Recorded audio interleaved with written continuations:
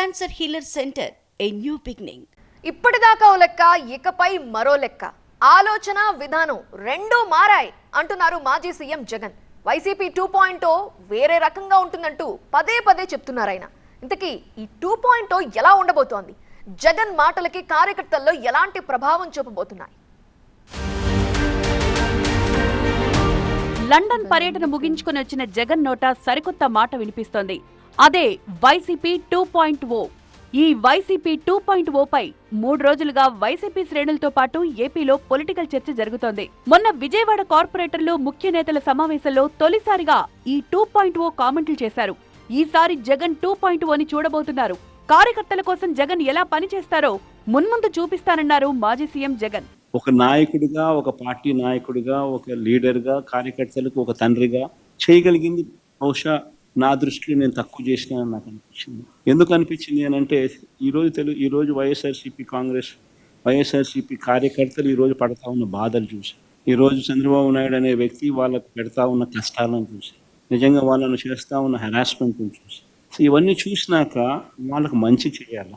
తొలి విడతలో ప్రజల కోసం తాపత్రయం పడ్డా వారికి మంచి చేసే విషయంలో కార్యకర్తలకు ఎక్కువ ప్రాధాన్యత ఇవ్వలేకపోయా.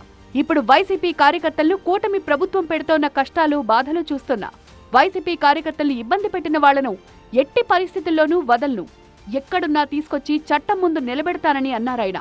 వాళ్ళ మీద ఎవరైతే జులుం ప్రదర్శించినారో వాళ్ళందరికీ బుద్ధి రావాలి. పోలీస్ డ్రెస్ ఉంది కదా అని చెప్పి నీ ఇష్టం వచ్చినట్టుగా నిన్ను ఇల్లీగల్గా అరెస్ట్ చేయకూడదు. There's got be some account of responsibility. అలాంటి వాళ్ళతో, ఆ అన్యాయం చేసిన వ్యక్తితో, అన్యాయం చేయబడిన వీళ్లకు సెల్యూట్ కొట్టించి క్షమాపణ చెప్పిస్తాం. ఒకవేళ అలా చేయకపోతే చట్టం ముందు నిలబెట్టించే కార్యక్రమం చేస్తాం. ఇలా ప్రతి ఒక్కరికి కూడా గవర్నమెంట్ అంటే మీకు తోడుగా ఉంటుంది అన్న నమ్మకం కలిగించే విధంగా ప్రతి అడుగు వేస్తాం. వైసీపీకి రాజకీయ ప్రత్యర్థులుగా ఉన్న పార్టీలన్నీ కూటమై సార్వత్రిక ఎన్నికల్లో సర్వశక్తులు ఒడ్డి వైసీపీని ఘోరంగా ఓడించాయి. దీంతో ప్రజలకు వైసీపీని దగ్గర చేయాలంటే రాష్ట్ర అభివృద్ధి పథకాల విషయంలో ప్రభుత్వంపై విమర్శలు చేయడం కంటే కార్యకర్తల్లో ధైర్యం, ఉత్సాహాన్ని నింపడం అవసరమని జగన్ గుర్తించారు. చేతులు కాలాక ఆకులు పట్టుకున్నట్టుగా గతంలో జరిగిన పొరపాట్లు ఇకపై వైసీపీలో పునరావృతం కాకూడదని భావించి కార్యకర్తల కోసం అండగా ఉంటారంటూ ఇప్పటినుంచే హామీలిచ్చేస్తున్నారు. అవసరమైతే కార్యకర్తలతో సమావేశమవుతూ అభిప్రాయాలు తీసుకుంటా, నాయకులు కార్యకర్తల మధ్య గ్యాపులుంటే తానే కీలకంగా ఉంటానంటూ ఇప్పటికే నాయకుల సమావేశంలో జగన్ ప్రకటన చేశారు. ప్రత్యర్థి పార్టీలు కార్యకర్తల కోసం కృషి చేస్తుంటే వైసీపీ హయాంలో మాత్రం కార్యకర్తలను జగన్ పట్టించుకోలేదనే అపవాదును జగన్ మూటగట్టుకున్నారు.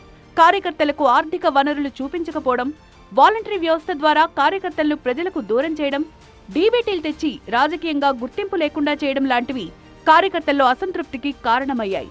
ఓటమి తర్వాత చాలా నియోజకవర్గాల్లో వైసీపీ జెండా పట్టుకునేందుకు సైతం కార్యకర్తలు వెనకడుగు వేస్తోన్న పరిస్థితి. దీంతో లోపం ఎక్కడుందో తెలుసుకున్న జగన్ ఇకపై కార్యకర్తల కోసం ఎందాకైనా వస్తానంటూ, ఏమైనా చేస్తానంటూ, తానేంటో చూపిస్తానంటూ భరోసా కల్పించే ప్రయత్నం చేస్తున్నారు.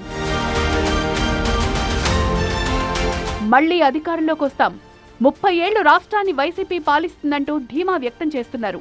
తాను కింద పడి లేచిన తీరుగానే మళ్లీ వైసీపీ గెలుస్తుందంటూ ఉదహరిస్తున్నారు. వైసీపీ ప్రయాణంలో ఎంతో మంది నాయకులు వస్తున్నారు, వెళ్తున్నారు. కానీ కార్యకర్తలు స్థిరంగా నిలబడ్డారు. అలాంటి కార్యకర్తల కోసమే ఇకపై వైసీపీ పనిచేస్తుంది అన్నారు జగన్. మరి అధినేతలో వచ్చిన ఈ అనూహ్య మార్పు వైసీపీ కేడర్లో జోష్ తీసుకొస్తుందా? మళ్లీ పార్టీకి పూర్వ వైభవం సాధ్యమవుతుందా? అది వైసీపీ 2.0 దిశగా తీసుకువెళ్తుందా అన్నదే ఇప్పుడు ఆసక్తి రేపుతోంది.